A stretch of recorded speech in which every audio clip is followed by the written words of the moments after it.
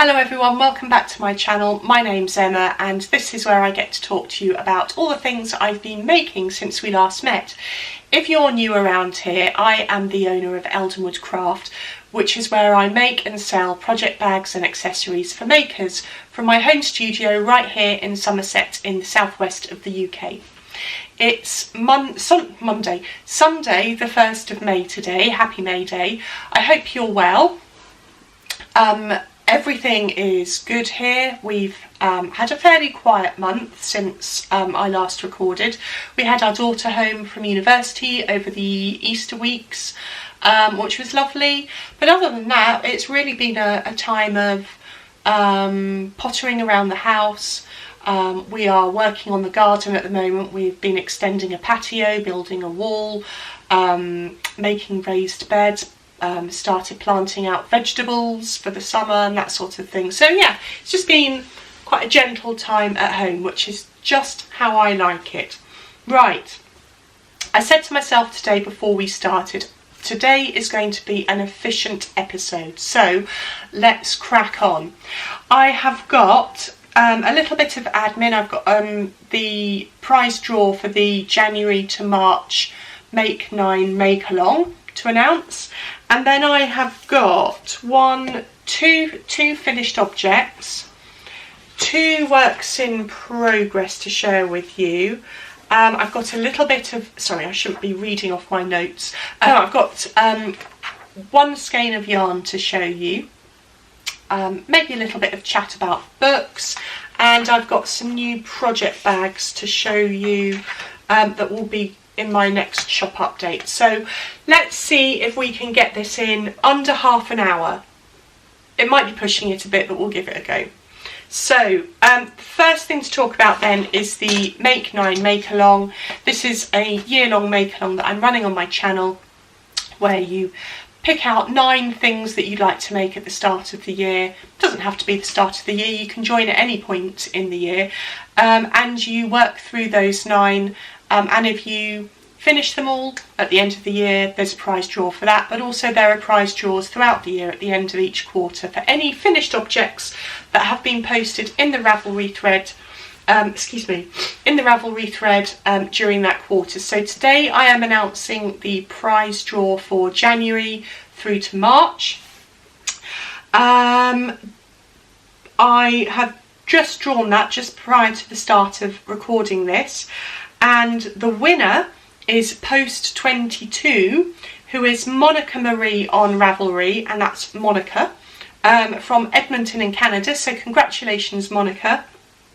The prize for this quarter, you have a choice. You can either choose a single pattern from Ravelry or Etsy or wherever you like to buy your patterns, or I can offer you to make you a bag from my shop. So get in touch with me either through Instagram, through Ravelry or through email, and we can have a talk about what prize you would like from that selection. I should say that show notes for today's episode will be, or brief show notes for today's episode will be in the description box underneath this video, and more detailed show notes will be on my website, which is www.eldenwoodcraft.com. Yeah, so well done, Monica. Get in touch with me and we'll sort your prize out. If I haven't heard from Monica by the time I record again, which should be at the end of May, I will redraw that prize, but hopefully Monica will get in touch, and the next prize will be in July, so keep posting. It's not too late to join in. As I said, all the instructions are in the Ravelry threads. If you can't take part on Ravelry, then you can take part on Instagram, and you can use the hashtag on Instagram for your finished objects that's in the description box below. And if you're not on Instagram and would like to take part, then drop me an email and we can sort it out that way. Right, on to some finished objects. As I said, I've got 2 to share with you today. I've got a littley and a biggie. Not so little, but definitely a biggie. So first off, let me show you a finished pair of socks. there are 2 of them. So this you will probably recognise as a Rose City roller. It's a pattern by Mara Catherine Bryner. It's free on Ravelry. I did have a look to see if I could find it anywhere else other than on Ravelry, and I wasn't able to. That doesn't mean to say it's not anywhere else. So if you can't use Ravelry and are interested in reading about these socks, just do a Google search for Rose City roller socks and you may find something. The yarn is fab, isn't it? It's a self-striping yarn from Debbie at Down Sheepy Lane. Debbie isn't dyeing at the moment, but I picked this up, oh gosh, probably about 3 or 4 years ago now at the Knitty Retreat in Cardiff. Is that right? Yes, it was the Knitty Retreat in Cardiff, I'm sure it was. And the colourway is At the Return.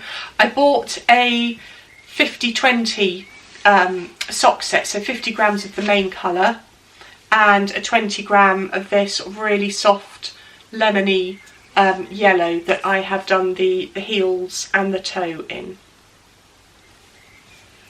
I think it's a BFL, although I might be wrong. I've lost the yarn information. So I knit this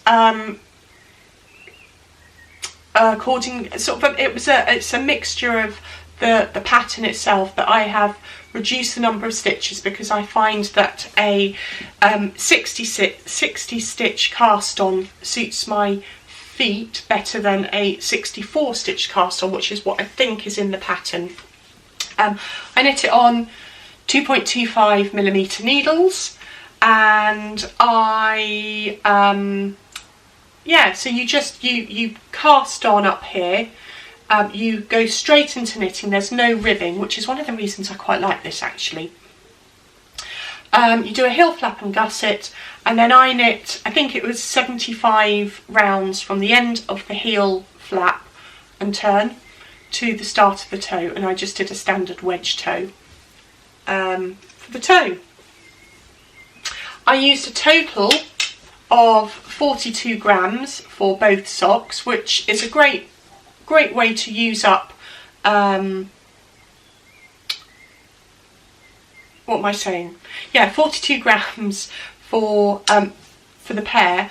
So yeah, it's a good way, a good stash buster if you've got those sort of half-used skeins of yarn. What else can I tell you about those? It's my 6th pair of Rose City rollers, and I am sure there will be many more in my future. I love wearing these in the summer, and actually I wear them in the winter as well. Just find, I don't know what it's about them, they're just a really nice comfy pair of socks. So yeah, Rose City rollers, another one off the needles. My next finished object is my Flax Light sweater. So this is a pattern by Tin Can Knits. It's another free pattern, and it's knit out of Drops Nord, which is one of my favourite yarns. I'm just going to pop it on the hanger. I should have done that before I started. I did actually put it on to wear for the podcast, but it was so warm, I was so warm that I had to take it off again. So here we are.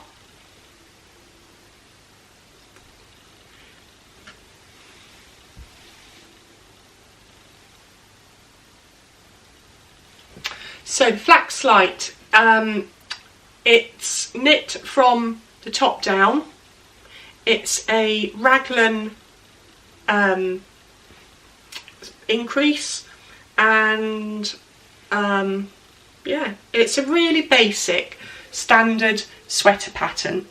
It's the first time I've knit an adult size. I have knit a baby size before, and it's a really good fit. I like it. I would knit another one. The yarn, as I said, is Drops Nord. I think it's their dark grey. Let's have a look. I didn't make a note of the colourway.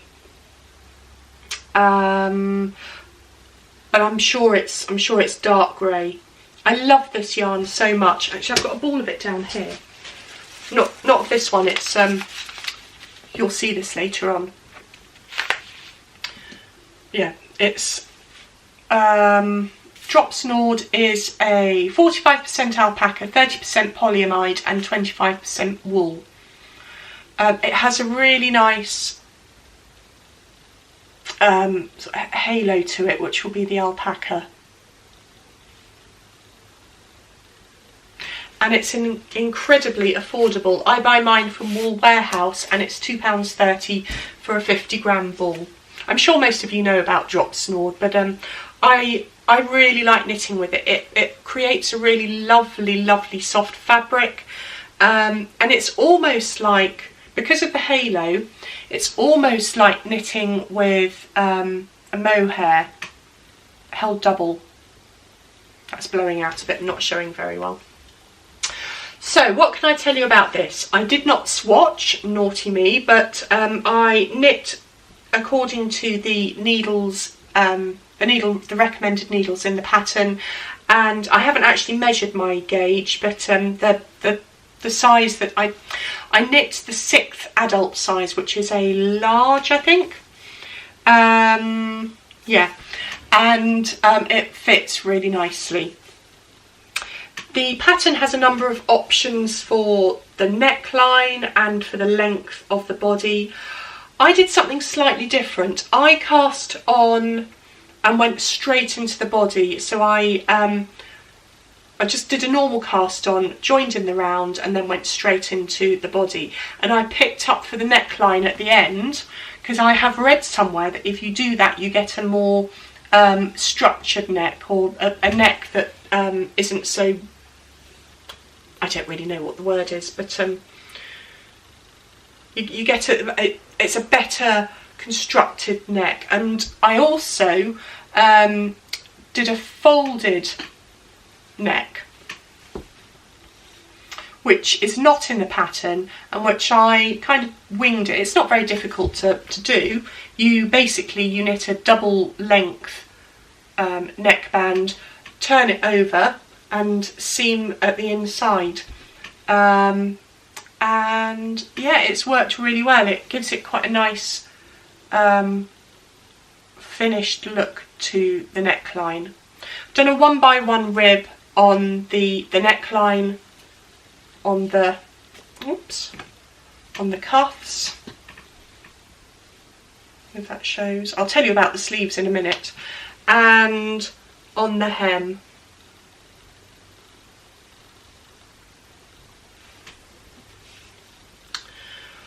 So the sleeves, I don't know what was going on with the sleeves.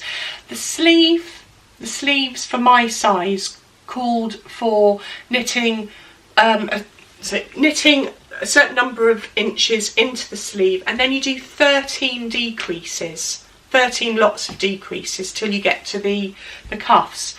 Now I did 9 lots of decreases and got to here, so 13 would have taken my sleeve to way beyond my fingers. I've read and reread the pattern and I cannot see that I've done anything wrong, but I must have done something wrong somewhere. So I've done 9 lots of decreases, and then I did a very rapid set of decreases at the cuff and just did a 1x1 rib. And actually that sleeve works absolutely fine, so I don't have a problem with that. I've done the Italian sewn bind off for the hem and the cuff and the rib. That gives a really nice finish to the edges as well. It's a nice flexible bind off. That's not, there we go, nice finish. I think I've been using that quite a lot for my ribbed bind offs. It takes quite a bit of time. It's the same bind off. You have an awful lot of yarn at the start, but it's once you get into the process of it, it's a nice sort of meditative process. So I enjoy doing that. And for my size, I used 7 balls of the drop snore. It comes out at 340 grams. So it's a really good value sweater. It worked out at sort of just over £16 for that amount of yarn. So I'm really pleased with it. It's just a shame it's a bit too warm to wear it now, but it will be ready for wearing in the autumn and the winter.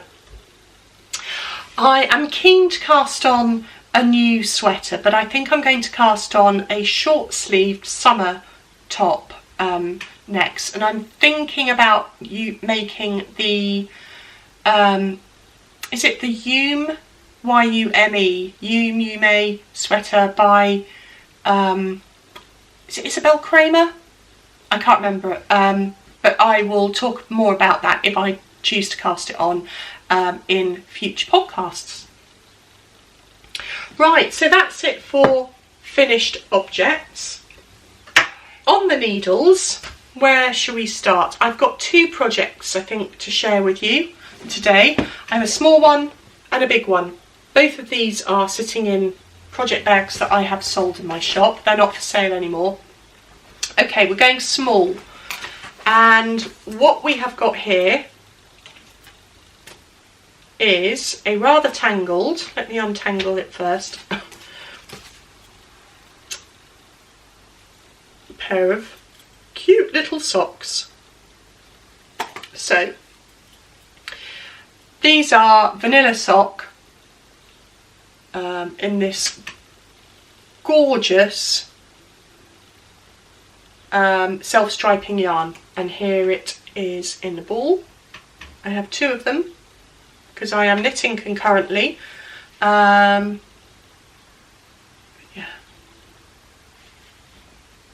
I'm sitting right next to the window because it's such a dark, miserable day today, so I apologise that it's blowing out a little bit. But this is yarn from Helen at Giddy Yarns. I have the ball band here. I bought this years ago at a Socks on the Beach event, and Helen had dyed this up especially for that event, and the colourway is called Hove Actually, which when you see it written down, if that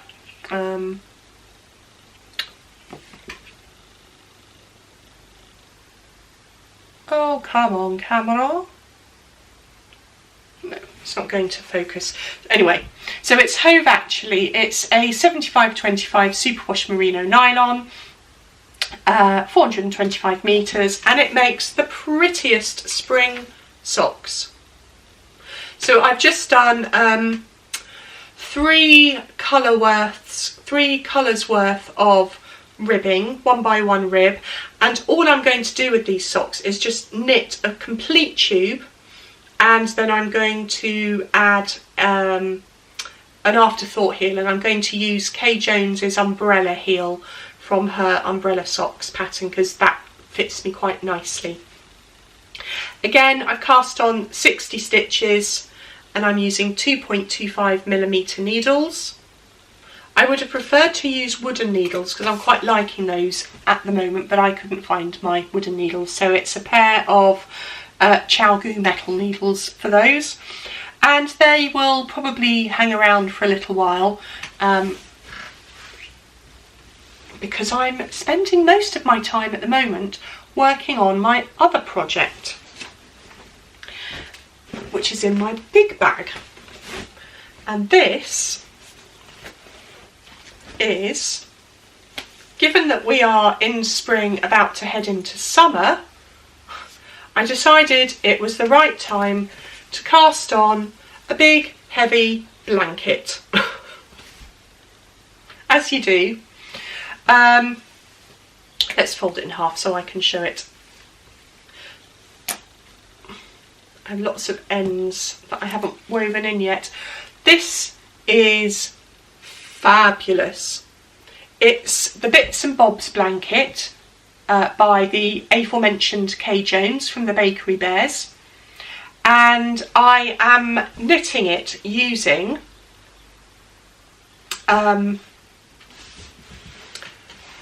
the drops Nord that I showed you. Sorry, I was miles away there. I'm knitting, what you do is you hold a consistent colour yarn. Well, it doesn't have to be consistent, I suppose, but I'm using one colour all the way through, which is this pearl grey mix from Drops Nord, the same ball that I showed you a little while ago, and I'm holding that double with Minnie's scraps of yarn. I've got a great big jar right here that has just been sat on my windowsill, and in previous houses it's been sat and not really been used, so I thought it would be a really good idea to make a blanket out of scrap yarn, but I didn't want one that was going to take forever, so holding scrap yarn double with this is making a blanket that is knitting up really quickly. I cast this on only a week ago and I've already done that much. It's a paid for pattern, so I can't tell you too much, but you can see the fabric that is created is gorgeously squishy. It's not brioche, but it has a brioche effect. And I couldn't be enjoying knitting this more. I don't know if you've ever knit brioche before, you will know that you get into a really lovely routine, very sort of rhythmic routine when you knit brioche stitches, and the same goes for this. I think it might be a fisherman's rib, but I'm not 100% sure, so it doesn't say in the pattern. But yeah, it's a really lovely texture. I love the way the grey sort of softens the brightness of some of the colours, and it gives, having that one yarn held all the way through, gives it a really cohesive feel. So I am really enjoying knitting that, as you may be able to tell. The pattern, as I said, it's a paid for pattern. You can get it on Ravelry or on the Bakery Bears website, and it's got links to video tutorials for some of, or for a lot of the stages actually, that are really helpful. Yeah, so I will be knitting that over the next, I don't know how long it'll take me actually. I would quite like to think that I'll get it finished just in time for autumn, so I can use it over the autumn and winter. Yeah, so that's my knitting. That's it for this time. That's not it for this time. I have got more to talk about, but that's it for the knitting. Seems really quick, doesn't it? Okay, let's move on to I was going to talk about actually what's going to be next on my needles. I was going to talk very briefly about it because I haven't actually got anything to show you, but I'm going to a wedding in October. It's overseas, and I have a feeling I'm going to need a nice big but lightweight wrap. So I'm on the lookout for a large rectangular wrap that I can knit in a lace weight yarn that's going to look beautiful but reasonably modern. I don't want a heavily laced pattern wrap. I'd like something with more stitches than holes, if you know what I mean. So I'm on the lookout for that. If you've got any recommendations, if you know of anything, feel free to camera stopped. What I was saying was, if you have got any recommendations for a large lace weight wrap that isn't very doesn't have a lot of lace detail in it, then I'd love it if you drop a comment down below and let me know so I can go and have a look. I've got a couple of ideas, but I'd really like to know if anyone's knit anything similar. I'm thinking I will knit it out of Isea Alpaca 1, which I have used before and really like that. So yeah, any ideas, then drop a comment down below. That would be brilliant, thank you. Right, acquisitions. Don't often have an acquisition, but I was enabled by my friend Sarah, actually, on Instagram, Sarah1Daisy, and she was knitting a pair of yellow socks, and many of you will be aware of Sherlock Knits, who is a works for Marie Curie Hospice, and she has run the Flower Power Fund for quite a few years now. I don't think it's running this year, but there are a few little sort of events going on throughout the year. I think, I'm not 100% sure, I'm a bit out of the loop this year. However, Sarah was knitting a skein of yarn that had been dyed by Rosie's Moments, and Rosie's Moments are donating a proportion of the proceeds from the sale of each skein of yarn to the Marie Curie, to the Flower Power Fund. So I thought it only fit and proper that I purchased a skein and knit myself a pair of yellow socks. So this is that gorgeous skein. It's called Daffodil Hope, which is wonderful. The symbol, the logo for Marie Curie Hospices is a daffodil. So it's a most appropriate colourway. There is, I don't think you can see that, there's the ball band, and it says Rosie's Moments, fingering weight yarn, colour, Daffodil Hope. A donation of £2 from each sale will be donated to the Flower Power Fund. So we've got a 100-gram skein of yarn, 425 metres, 75.25, and I have to say it was a bargain at £14.50, which is really good value for hand-dyed yarn these days.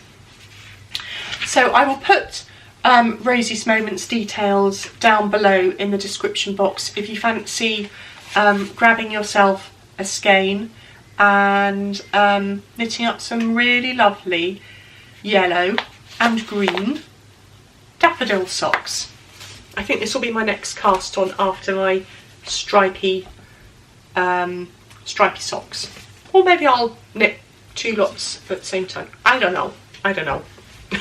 Right, that's it for acquisitions. Right, a couple of other things just to quickly chat about. I talked about books on my last podcast, and you enjoyed that, or some of you seem to enjoy that. I've got quite a few nice comments and private messages about books. So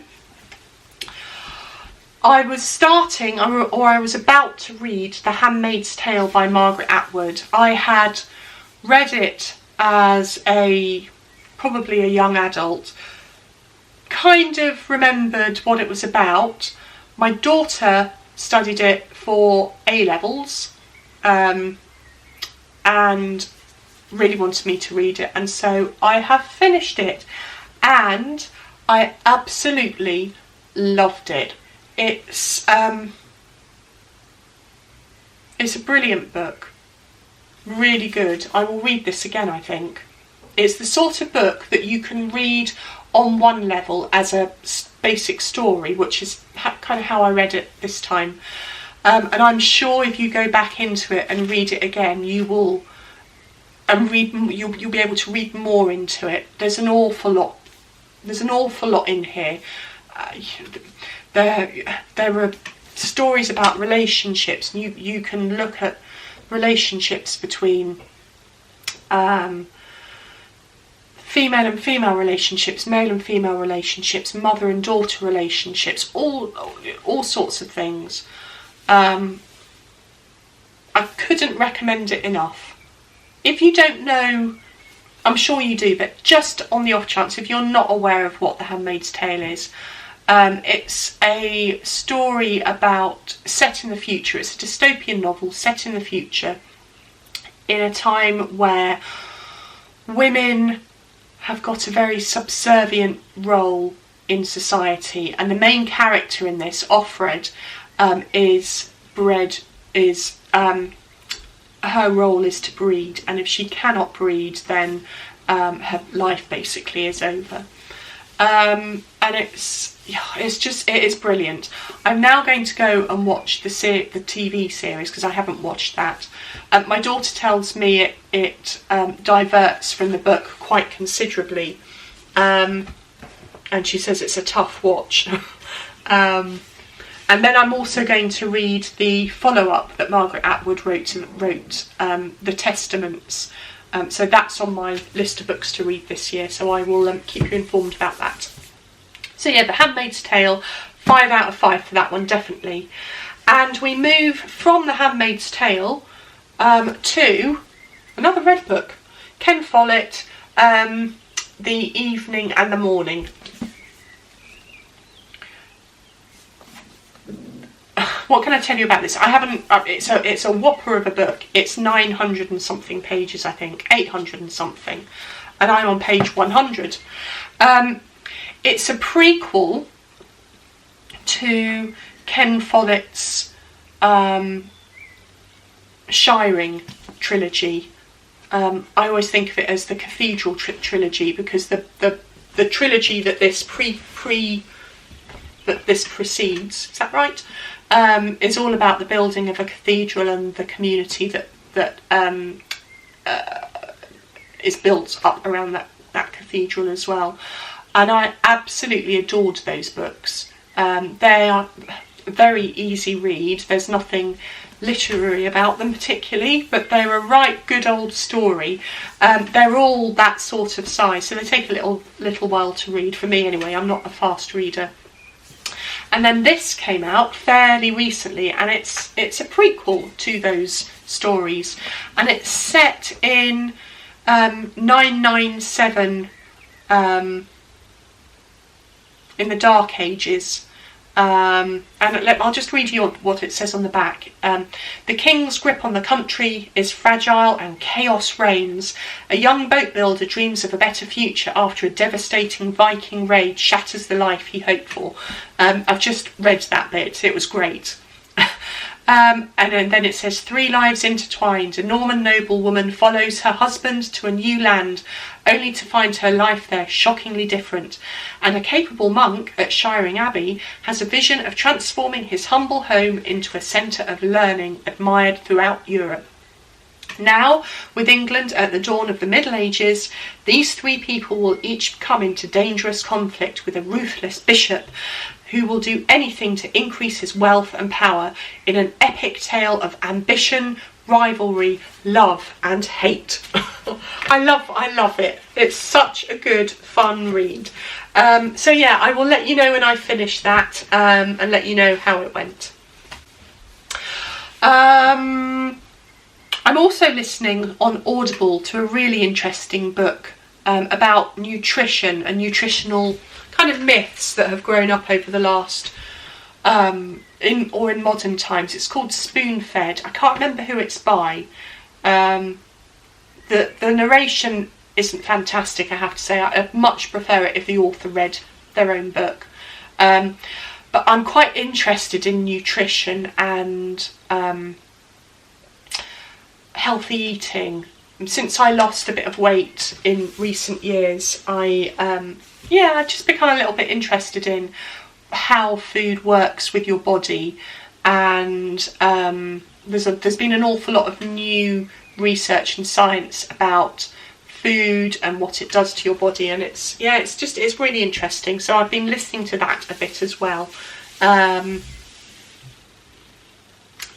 So that's it for books. What could I chatter on about now? I've been watching some stuff. I don't often watch TV, but I binge watched in a couple of days the latest series of The Split, which is a BBC series about divorce lawyers. I love it. It's series 3, and I think it might be the last series, which is a real shame. I hope I'm proved wrong, but it kind of had that finality feeling about it. It stars Nicola Walker and Stephen Mangan. I love Nicola Walker. Everything I've seen her in, she has been fantastic. So yeah, The Split, it's on the iPlayer at the moment, so if you haven't watched it, I really recommend watching all 3 seasons. And we went out to the cinema on Friday night and we went to see the new Downton Abbey movie as well, and that was really good. It was very Downton. It is what you would imagine it to be. If you know Downton Abbey, then you will know what the film is going to be like. But yeah, it was good fun. Took my husband, he's never watched Downton Abbey. He was quite sceptical at the start, but he really enjoyed it as well. So I'm trying my hardest to persuade him to watch Downton right from the beginning, so we can watch it together. Right, that's it for knitting and reading and watching. All I've got left now is to tell you a little something about what's coming up in my shop, and I'm just going to just picking up some bags from over here to show you. So I have been working on a couple of new collections that are going to come into the shop next week on the 10th of May.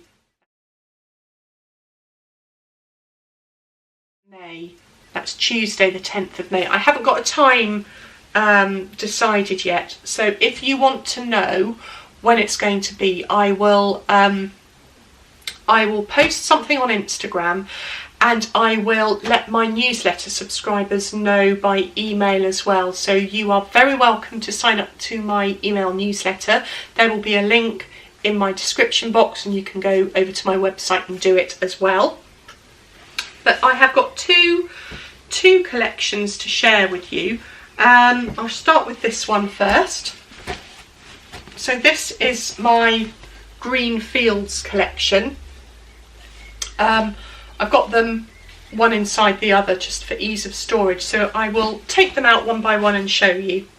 So first off we have cute little notions pouch. I should say that in the shop there will be one of everything on a ready to ship basis, and then there will be availability for made to order. And because I cut these out of large pieces of fabric, pattern placement will inevitably be different. So what you see here isn't necessarily the same print that you will get on, if you were to order, which would be brilliant, on your finished piece. But on my website I always show the full print, so you can see what it looks like, and what you will get a bag cut out of that fabric. So we have a notions pouch, which is a good size notions pouch. We have a small project bag, which is great for one skein projects only. So your sock project, your hat project will fit nicely into that. Then we have my everyday size project bag, which is good for sort of 2 to 3 skein projects, or a couple of small ones. Then we have my midi size project bag, which can fit up to 6 skeins of yarn in. All the project bags are lined in this neutral canvas, and the midis upwards have got pockets, so midi size. And then there will also be the XL size. I appreciate that the sun is there is no sun today. The light from the outside, the light through the window is blowing this print out a little bit, but yeah, the XL size can fit over 10 skeins of yarn, so it's great for blankets, chunky sweaters and so on. And you can see how big it is. The midi, I didn't say, I said it fitted up to 6 skeins of yarn, so that's good for smaller sweaters, multiple projects, that sort of thing.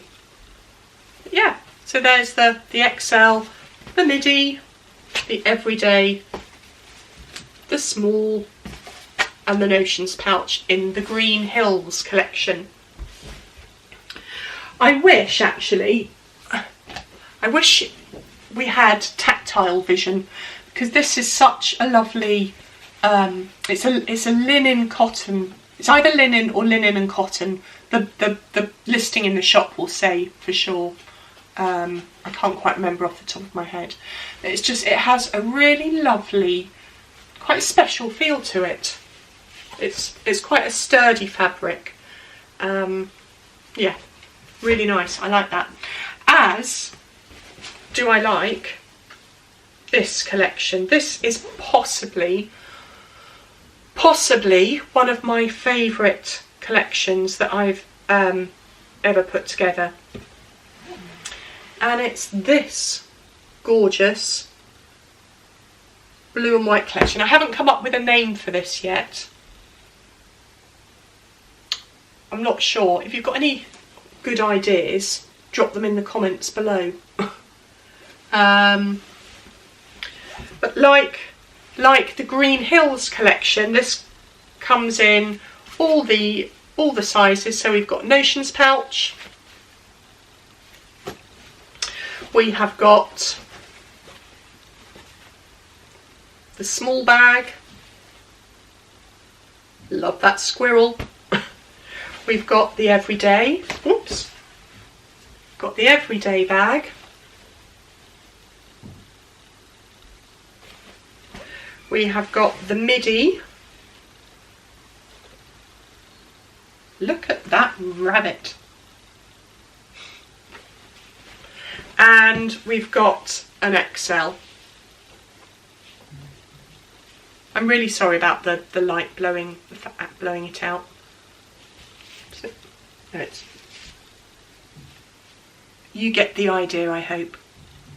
I will be posting more about both collections on Instagram over the next week, and I will be sending details to newsletter subscribers. I will also at some point be putting a blog post out about it. I'm starting to write, well, I'm hoping to start writing a bit more on my blog. Quite like writing, and I think that would be a good thing to do. So yeah, I'm going to put a post up about the collections at some point. Yeah, so that collection will be live in the shop at some point on the 10th of May. Probably 7 o'clock, which is when most of my updates happen. But if you do want to know, then please do check Instagram or sign up for my newsletter. Okay, that is everything I have to talk about today. So if you've made it this far, thank you ever so much. Do like and subscribe, because that does help get the channel out there, and it also helps the YouTube algorithm for you, because if you show that you like a knitting podcast, the algorithm at YouTube is going to send other knitting podcasts your way. So yeah, like and subscribe, and then you won't miss any more of this wonderful chit chat. You will be notified when I have a new video going up. That's what I'm trying to say. Do drop me a comment down below if you've got any suggestions for a name for that collection, the blue and white one, or if you've got any ideas for that big wrap that I could knit ahead of the wedding in October. And if you don't want to chat about that, then you could leave me a message, drop a comment to let me know where you're watching from. I always like to know where people are watching. Anyway, I hope you have plenty of making time between now and my next episode, and I wish you send you lots of love, and I will see you again very soon. Take care. Bye bye.